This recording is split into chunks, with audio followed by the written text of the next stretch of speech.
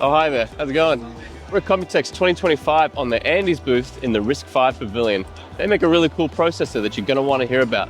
Let's go talk to Charlie. Charlie, thank you very much for joining me today. Hi, thank you, Eddie. Why do you think that someone might want to use a RISC-V processor over something like an x86 or an ARM processor? Why might that be?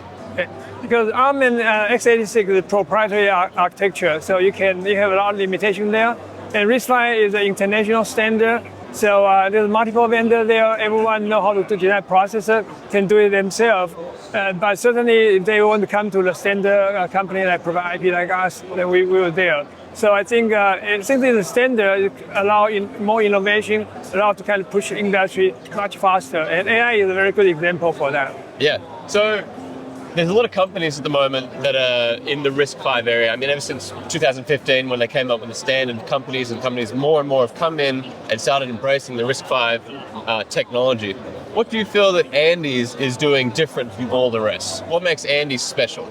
Right. So Andes is over 20 years pure play IP company. We are there even before RISC-V exists. So we know how to deal with customer, what kind of demand customer needed. So in the past, we actually compete with ARM quite handsomely. But when it comes to ecosystem requirement, single Andes, actually, we have a lot of gap compared to ARM. But RISC-V is a standard, so a lot of companies can join, big companies, small companies, start everything. So we create an ecosystem very fast. And that's kind of how RISC-V is going to survive. And Andes can come with our past experience. We bring a lot of innovation we developed in the past, and plus RISC-V's extensibility, so we're going to kind of push the whole industry forward. Yeah, cool. All right, let's go ahead and look at this. So this is your Voyager board. What do engineers need to know about the Andes processor right front center in there?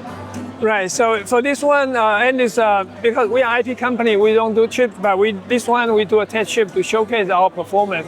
So for this particular Voyager chip using our Chile, well, what we have is using TSMC 7 nanometer, and running at 2.2 gigahertz, multi-core, so we can showcase a lot of applications there.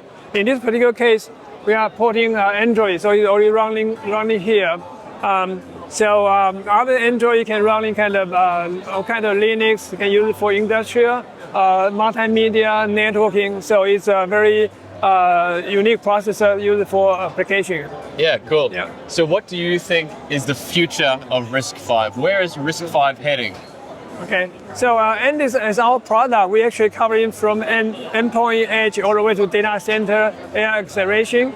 So I think it's created a whole space for Andes, and Andes want kind of help the whole RISC-V industry kind of moving forward. And then the best one, mass market for us right now, AI occupy like our 40% of the market. And AI require a lot of innovation, as you know, AI continue kind of moving forward. And RISC-V's extensibility feature allow us to kind of helping customer to kind of continue to enhance their architecture to speed up their computation. So I think that's one of the strongest points of RISC-V.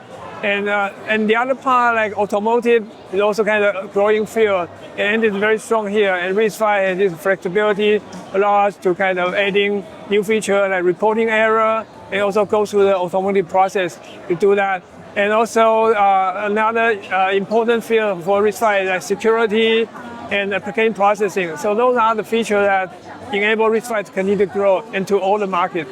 Amazing. ipXchange, if you want to hear more about Andes processor, we'll have a link down in the description where you can apply to evaluate. Charlie, thank you very much for your time. Thank you, Adam.